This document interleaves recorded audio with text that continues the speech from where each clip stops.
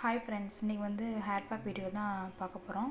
ரொம்ப நாள் ஆச்சு நான் ஹேர் பேக் வீடியோ அப்லோட் பண்ணி. நானுமே வந்து மாலை போட்டிருந்தனால என்னால் ஒழுங்காக ஹேர் பேக் வந்து அப்லோட் பண்ண முடியல. ஸோ இன்னையிலேருந்து ஒழுங்காக ஹேர் பேக் வீடியோவும் உங்களுக்கு நான் அப்லோட் பண்ணிகிட்ருக்கேன். வீடியோஸாக எடுத்து போட்டிருக்கேன். நான் இப்போ தான் ஷார்ட்ஸாக ஃபர்ஸ்ட் டைம் போடுறேன் ஹேர் பேக் வீடியோவை.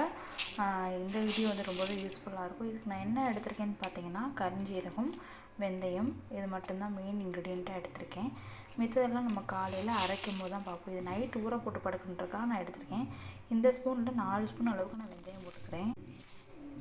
நான் வந்து ஒரு ஆளுக்கு தகுந்த மாதிரி போட்டிருக்கேன். நீங்கள் 2 பேருக்குன்னா ஒரு 5 ஸ்பூன், இந்த மாதிரி பெரிய ஸ்பூன் வச்சுருந்தீங்கன்னா ஒரு 2 ஸ்பூன் போட்டுக்கோங்க. அதுவே எனாஃபாக இருக்கும். நெக்ஸ்ட்டு பார்த்தீங்கன்னா கருஞ்சீரகம். இதுலேயும் அதே மாதிரி நான் 4 டீஸ்பூன் எடுத்துக்கிறேன். இது வந்து சின்ன ஸ்பூன்றனால நான் 4 டீஸ்பூன் எடுத்துக்கிறேன். நீங்கள் பெரிய ஸ்பூன் வச்சுருந்தீங்கன்னா நீங்கள் 2 ஸ்பூன் கிட்ட எடுத்துக்கோங்க.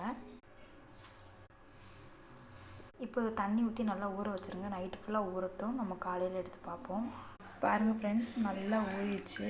இந்த தண்ணியை வந்து நம்ம கொஞ்சமாக எடுத்து குடிச்சிக்கலாம். அவ்வளோ தண்ணியை நம்ம ஊற்ற போகிறதில்ல. இப்போ நான் ஃபில்ட்ரு பண்ணி எடுத்துகிட்டு காமிக்கிறேன். இப்போ இதை ஃபில்ட்ரு பண்ணி எடுத்துட்டேன். இது கூட நம்ம இன்னும் ஒரு இன்க்ரீடியன்ட் சேர்க்க போகிறோம். இப்போ கருவேப்பிலை ஒரு கைப்பிடி அளவுக்கு சேர்த்துருக்கேன். இதை நம்ம இப்போ அப்படியே கோஸாக அரைச்சி எடுத்துக்கலாம். நல்லா மையாக அரைச்சிருங்க. திட்டத்திட்டெல்லாம் இருக்கக்கூடாது. ஸோ மையாக அரைச்சி எடுத்துகிட்டு காமிக்கிறேன்.